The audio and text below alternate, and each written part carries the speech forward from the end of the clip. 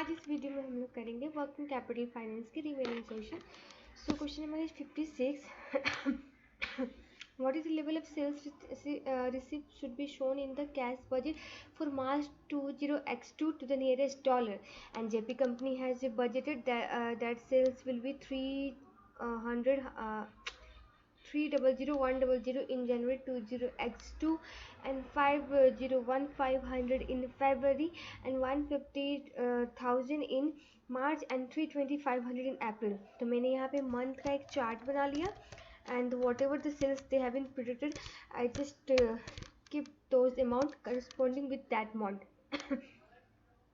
And the question has told the half of sales will be credit sales, so I have just taken the half portion and credit sales and apportion between the cash sales and credit sales 50-50%.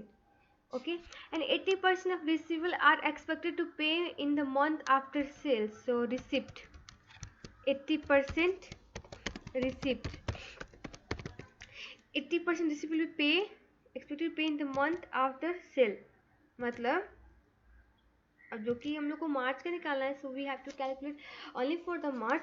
तो मतलब फरवरी का 80% will be paid in the March of credit sale and 50% in second month after the sales, means remaining 15% of credit sales of February will be paid in the April.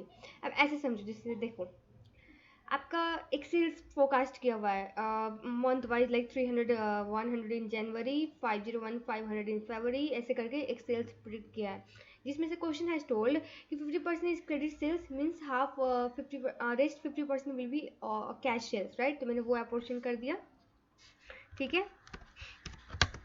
And उसके बाद question बोलता है 80% of the credit sales will be receive 1 month after sales, means जनवरी का 50% आपका 80% किधर receive होगा, फरवरी में, ठीक है.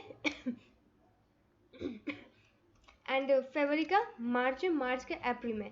तो हम लोग अप्रैल तक नहीं जा रहे हैं, हम लोग को सिर्फ कैलकुलेट करना है मार्च का, ठीक है. एग्जाम में उतना टाइम भी नहीं होता है. तो 50% ऑफ रिसिप्ट अब कह रहा है 50% रिसिप्ट कहाँ होगा, नेक्स्ट मंथ, सेकेंड मंथ में. तो अब इसका 80% यहाँ हुआ तो 15% यहाँ पे होगा. सिमिलरली अगर फरवरी का 80% ये है तो 15% यहाँ जाएगा. तो मार्च में किसका आएगा, जनवरी का आएगा.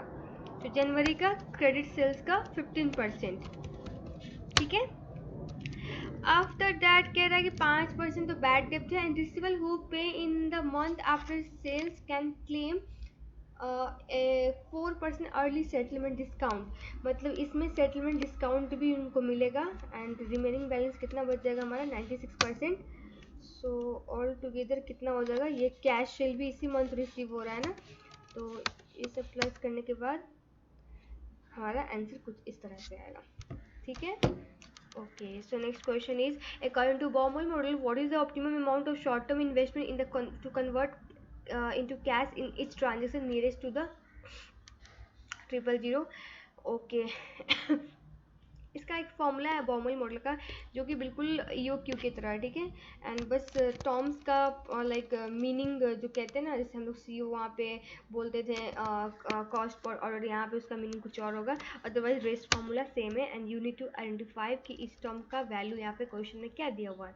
जैसे एक company need 150,000 cash etch for regular payment, मतलब ये क्या है, हमारा डी है. जो लोग डी वहाँ पे लिखते थे ना, वो डी यहाँ पे ये है. मैं टर्म्स से लिख रही हूँ. 150,000 रिक्वायरमेंट, ठीक है. And converting the company short term investment into cash to meet this regular payment incurred a fix cost of 4 per transaction. हमारा EOQ में फिक्स कॉस्ट क्या था, कॉस्ट पर ऑर्डर, हाँ. अब यहाँ पे ये CO क्या हो जाएगा हमारा, CO हमारा हो जाएगा यहाँ पे आपका 400 per transaction. This short-term investment pay interest 5% per year, while the company earn interest of only 1% per year on cash deposit. मतलब एक्स्ट्रा इंटरेस्ट उसको कितना लग रहा है, 4%. तो वो हमारा CH हो जाएगा.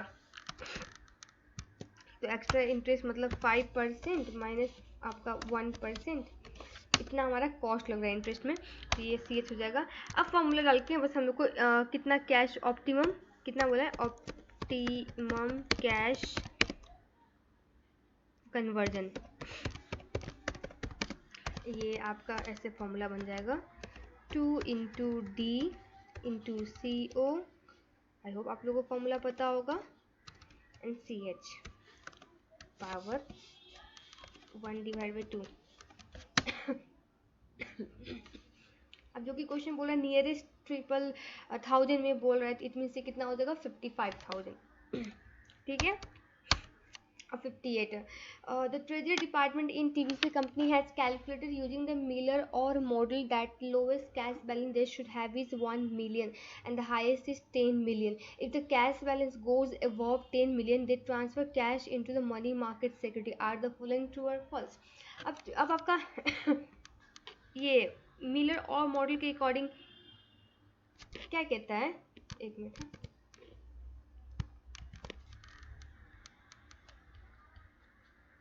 ओके एक बोलता है ये हाईएस्ट पॉइंट होता है, हाईएस्ट पॉइंट, हाईएस्ट जो हम लोग कैलकुलेट करते हैं इस मॉडल को, तो यहाँ पे कितना दे रखा है, हाईएस्ट हमारा 10 मिलियन। ठीक है, और दूसरा कहता है बीच में होता है रिटर्न पॉइंट। ठीक है,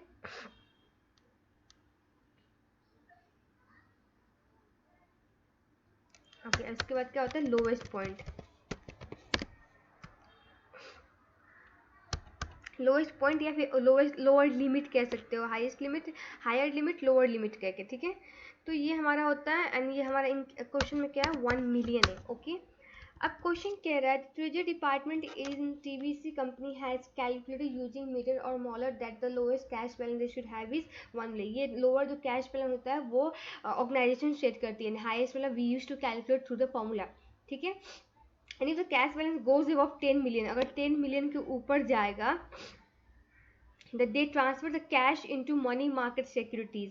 Are the following true or false? First क्या कहता है, when the balance is 10 million they should buy 6 million of securities.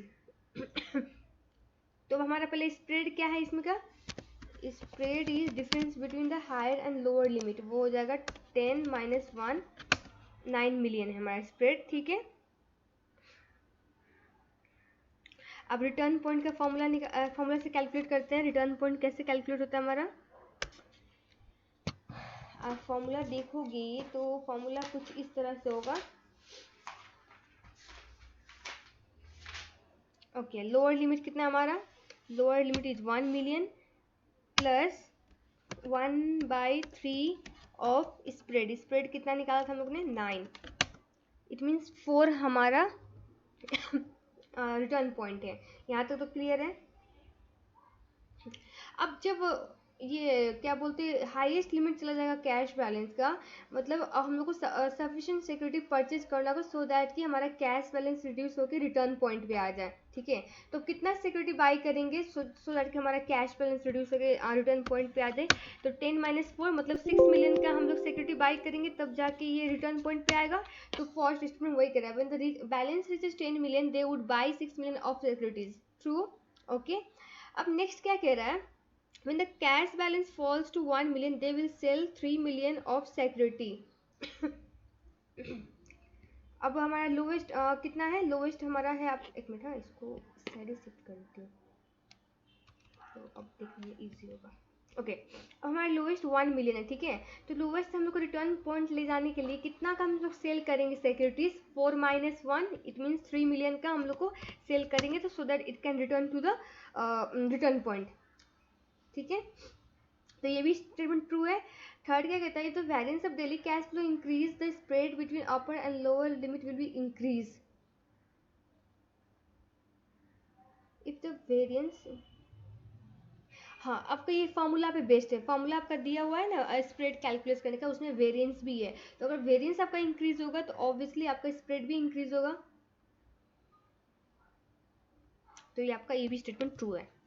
Okay, next क्या है, which statement best reflect N aggressive working capital financing policy. और working capital में एक financing policy एक investment policy है, सो इन दोनों में कंफ्यूजन बिल्कुल ना हो, एग्जाम में लॉन्ग क्वेश्चन में भी पूछ सकता है, तो बी क्लियर कि आपका इन्वेस्टमेंट पॉलिसी क्या कहता है, फाइनेंसिंग पॉलिसी क्या कहता है। ठीक है, तो एग्रेसिव पॉलिसी के अकॉर्डिंग क्या होता है कि हमारा जितना भी मतलब करंट एसेट है, परमानेंट एनुअल फ्लक्चुएट, उसको सारे से हम लोग शॉर्ट टर्म से फाइनेंस कर दिए, ये कहता है ना।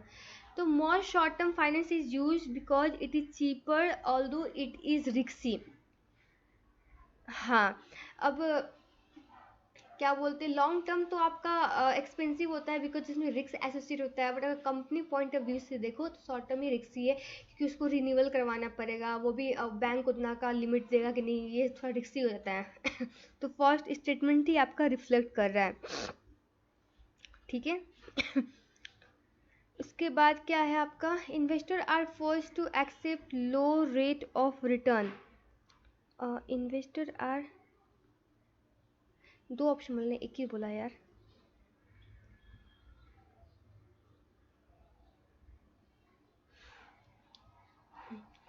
अब लो, investor are force to accept lower rate of return, एक सेकेंड। हाँ,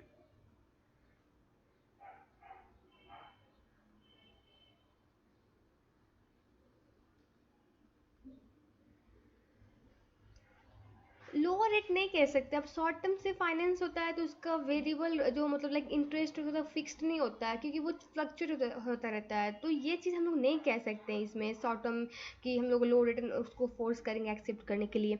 उसका फाइनेंस क्या बोलते हैं, फाइनेंस रेट जो होता है ना वो चेंज होता रहता है जब भी आप रिन्यू करवाओ तो more long term finance and नहीं, इसमें तो ये ऑब्वियसली गलत है, ये तो आपका कंजर्वेटिव पॉलिसी को डिस्क्राइब कर रहा है। इन्वेंट्री लेवल आर रिड्यूस, अब ये आपका इन्वेस्टमेंट पॉलिसी का है, नॉट द फाइनेंसिंग पॉलिसी, तो ये भी आपका ऑप्शन नहीं है, ओके। नेक्स्ट क्या कहता है, व्हाट आर द टू की risk for the borrower associated with the short term working capital finance. एक तो रिन्यूअल, एक रेट रिस्क जो मैंने अभी बताया, ठीक है। तो ये आपका हो गया, ओके। सो नेक्स्ट क्वेश्चन में हम लोग सेक्शन बी का पक्का कंपनी करेंगे। एंड नेक्स्ट क्या है इसका, इसके बाद है हमारा प्लॉट कंपनी, गोरवा, उसके बाद खत्म, आई थिंक नहीं, कैट कंपनी भी हो। काफ़ी सारे क्वेश्चन है सेक्शन बी के, सो हम लोग नेक्स्ट वीडियो में we will cover this question. So तब तक के लिए stay tune with my channel and don't forget to hit the bell icon, so for new new videos आने वाले हैं। अभी आपको लॉन्ग क्वेश्चन का भी चाहिए ही होगा, सो आई होप आप लोग को ये वीडियो यूजफुल होगा। सो इफ यूजफुल है तो please please please subscribe to my channel and share it among your friend, ठीक है। And thank you for your love and support that you guys are showing to me, thank you so much. Okay, so bye, have a good day.